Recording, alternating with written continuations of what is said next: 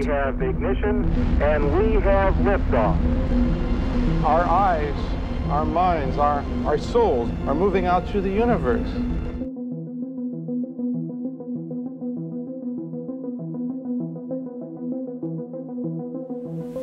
Manusia telah melihat dan mencerap bintang selama berabad-abad.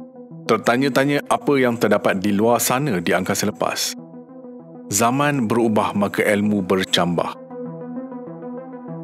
Kita mula menggunakan teleskop untuk melihat dunia gelap luar bumi. Tetapi apabila itu tidak mencukupi, teknologi canggih membawa kepada penciptaan probe angkasa. Jadi kita boleh mendapatkan pandangan yang lebih baik pada sistem suria kita. Dan pelayaran itu ialah dua daripada kapal angkasa yang paling ikonik pernah dicipta dan dilancarkan ke angkasa lepas. Dan ianya masih berada di luar sana, meredah kosmos. Setelah beberapa alatan ditutup bagi menjimatkan tenaga, Voyager 2 telah menghantar isyarat ke bumi. Sekarang bersedia untuk mengetahui lebih lanjut mengenai kapal angkasa yang menakjubkan ini. Sejauh mana pencapaian kapal angkasa Voyager dan di manakah kapal angkasa itu berada kini?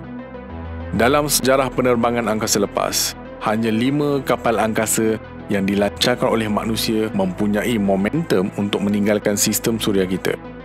2 dari pelayaran kosmos ini telah pun mencipta rekod merentasi sempadan ke bintang lain dan bertahan melebihi jangkaan, sekaligus memberikan kita maklumat yang tidak pernah kita ketahui sebelum ini. Kekal sehingga akhir video ini kerana terdapat isyarat baru dari Voyager yang agak menyeramkan. Sebelum tu, jangan lupa subscribe Astrolab dan on loceng notifikasi anda. Assalamualaikum dan salam angkasa dari Astrolab. Sekilas fakta, Voyager 2 adalah yang pertama daripada 2 kapal angkasa berkembar yang dilancarkan oleh NASA pada tahun 1977. Setiap sistem komputer di atas kapal angkasa Voyager adalah permata yang sangat berharga. Bermakna, untuk setiap alatan terdapat 2 seumpamanya untuk setiap fungsi yang sama. Ini bertujuan, sekiranya salah satu sistemnya gagal berfungsi, maka terdapat satu sistem lain yang berfungsi. Voyager 1 dan Voyager 2 mempunyai memori sebanyak 69.63 KB bagi setiap probe. Sebagai perbandingan, telefon pintar Astrolab yang bersaiz 64 GB mempunyai kira-kira 920,000 kali ganda memori berbanding kapal angkasa Voyager. Penstoran data telah ditentukan yang boleh menampan kira-kira 536 MB atau bersamaan dengan 100 gambar resolusi penuh daripada kamera kapal angkasa tersebut. Ia boleh merakam pada 2 kelajuan berbeza, 115.2 KB per saat dan 7.2 KB per saat. Komputer kapal angkasa Voyager mampu melaksanakan kira-kira 81,000 arahan sesaat. Probe Voyager menghantar data kembali ke bumi pada kadar 160 bit sesaat. Probe ini menggerakkan setiap kapal angkasa menggunakan radioisotop thermoelectric generator yang menggunakan plutonium 238 sebagai bahan bakar untuk menjana elektrik bagi menggerakkan kapalnya. Kedua-dua kapal angkasa telah bergerak di sepanjang trajektori yang berbeza dan pada kelajuan yang berbeza. Voyager 1 bergerak lebih pantas.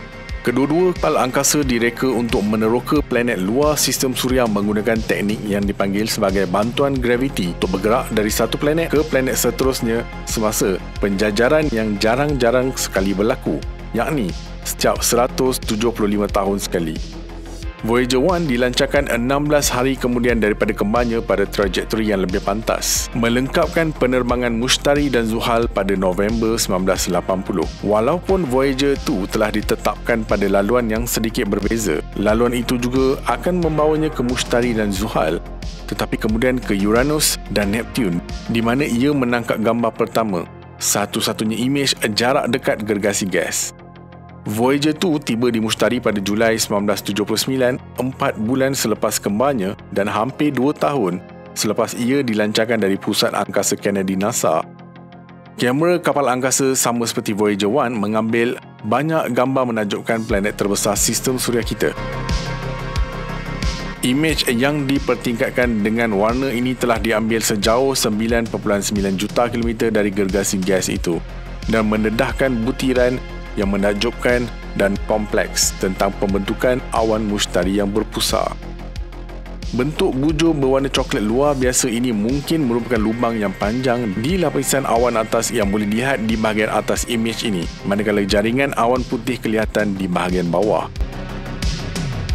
Untuk kali kedua pada tahun itu, saintis mencapai pandangan dekat anti-siklon terkenal Mushtari, Great Red Spot.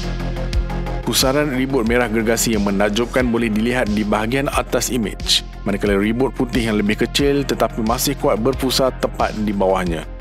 Great Red Spot yang terkenal pada ketika ini adalah hampir 2 kali ganda saiznya sekarang, menunjukkan bahawa ribut terbesar sistem suria mungkin sedang mengecil. Voyager 2 juga merakam banyak gambar satelit semula jadi Mushtari seperti bulan ais Europa yang mengagumkan. Gambar ini diambil sejauh 225,000 km dan mendedahkan rekahan bersilang sepanjang kerak berais tebal yang menyembunyikan lautan ais yang dalam. Permukaan Europa juga kelihatan licin dengan kekurangan kawah yang jelas, menunjukkan bahawa keraknya masih muda dan mungkin hangat beberapa kilometer di bawah bahagian luarnya. Voyager 2 mengumpul jumlah data yang luar biasa semasa penerbangan Mushtari dan juga menemui bulan baharu yang telah dinamakan Adrastea. Tetapi lintas terbang itu kini selesai dan kapal angkasa menggunakan graviti Mushtari untuk melantingkannya ke lokasi seterusnya. 2 tahun kemudian, pada 25 Ogos 1981, Voyager 2 tiba di dunia planet gelang, Zuhal. Imej warna sebenar ini telah diambil sejauh 21 juta kilometer dari gergasi gas yang sangat cantik ini, sekaligus menyerlahkan jalur terang dan gelap yang tidak pernah kelihatan sebelum ini. 3 bulan berais Zuhal juga boleh dilihat di sebelah kiri imej. Salah satunya memancarkan bayang-bayang ke atas awan. Voyager 2 juga melewati salah satu bulan ais Zuhal iaitu Enceladus. Imej terperinci itu dirakam apabila kapal angkasa itu berada 108,000 km dari bulan dan mendedahkan permukaan dengan ciri-ciri yang berbeza, daripada kawasan lama yang berkawah besar kepada dataran muda yang licin. Voyager 2 ialah kapal angkasa ketiga yang pernah terbang melewati Zuhal, menangkap ratusan imej planet bulan dan sistem gelangnya. Tetapi sebaik sahaja pertemuan dengan dunia gas selesai, kapal angkasa itu meneruskan perjalanan ke dunia jauh seterusnya yang belum pernah dilawati sebelum ini. Pada Januari 1986, hampir 4,5 tahun selepas terbang dari Zuhal, Voyager 2 akhirnya membuat lintas terbang dekat dengan Uranus. Imej warna sebenar ini diambil sejauh 5.7 juta kilometer dari planet ini, dan walaupun gambar itu tidak mendedahkan banyak ciri-ciri awan planet ini, ia mendedahkan warna cyan yang merupakan hasil daripada awan metana di atmosferanya. Voyager 2 juga menemui cincin di sekeliling Uranus dan planet itu condong sebanyak 98 darjah, bermakna ia secara asas berputar di sisinya. Kapal angkasa itu juga merakam imej 11 satelit baru, salah satunya bulan terdekat dengan Uranus, Miranda. Imej resolusi tinggi menunjukkan rupa bumi aneh Miranda yang terdiri daripada ngarai yang besar. Ada di antaranya sedalam 19 km. Permukaannya kelihatan hampir berantakan, seolah-olah ia ditolak bersama dan kemudian dipecahkan beberapa kali. Satu teori mencadangkan bahawa Miranda mungkin merupakan pengumpulan sisa-sisa yang terhasil daripada peristiwa malapetaka purba. Lebih 3,5 tahun selepas pertemuan Uranus, Voyager 2 hanya mempunyai satu dunia terakhir untuk diterukai dalam misi mencapai objektif penjelajahannya di sistem suria. Dan pada 25 Ogos 1989, kapal angkasa yang jauh itu tiba di Neptune. Imej jarak dekat ini menunjukkan warna biru terang unik Neptune bersama-sama dengan awan putih altitude tinggi. Pusaran taufan gelap juga boleh dilihat dan pada ketika ini ia cukup besar untuk membaham seluruh bumi dengan kelajuan angin sehingga 2,400 km sejam. Angin ini adalah yang terpantas pernah direkodkan di mana-mana planet dalam sistem suria. Bulan terbesar di Neptune, Triton, turut dirakamkan buat kali pertama, mendedahkan permukaan bekunya yang bersuhu sejuk negatif 235 darjah Celsius. Imej mozaik berwarna mendedahkan daratan unit bulan dengan rabung berais dan satah licin dengan beberapa kawah hentaman bertaburan di bahagian luarnya. Voyager 2 juga menemui 6 bulan baharu dan sistem cincin malam Neptune semasa penerbangan bersejarahnya. Tetapi bulan yang jauh dan misteri ini adalah objek pepejal terakhir yang akan dilawati oleh probe angkasa Voyager dalam misi penjelajahan sistem suria.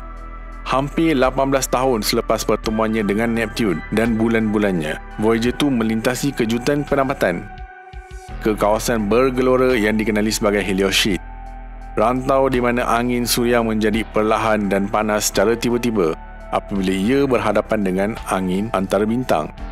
Kemudian 11 tahun kemudian pada 5 November 2018, Voyager 2 akhirnya menjadi objek buatan manusia kedua yang mencapai ruang antarbintang. Kapal angkasa ini dijangka akan terus beroperasi sekurang-kurangnya satu instrumen sehingga 2025. Kemudian perlahan-lahan akan ditutup, menamatkan komunikasi dengan bumi. Dalam kira-kira 40,000 tahun dari sekarang, Voyager 2 akan tiba dalam 17 tahun cahaya bintang jauh bernama Ross 248 di Buruj Andromeda, di mana ia akan terus hanyut melalui kegelapan angkasa sebagai peringatan kepada tamadun purba yang berani meneroka sistem suria mereka dan rantau jauh angkasa.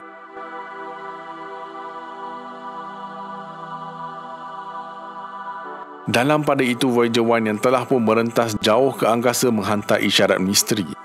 Pada 2021, sepasukan saintis mengumumkan bahawa Voyager 1 kini telah menghantar semula mesej, memberi isyarat pengesanan dengungan plasma yang samar dan sekata.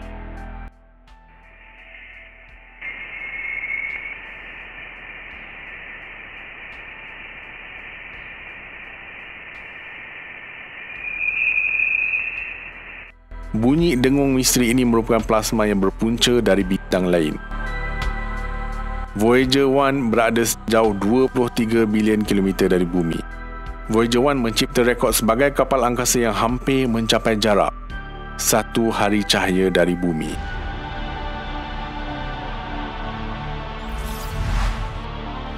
Nyatakan pendapat anda, jangan lupa like, komen, share dan subscribe. Astrolab signing off from space.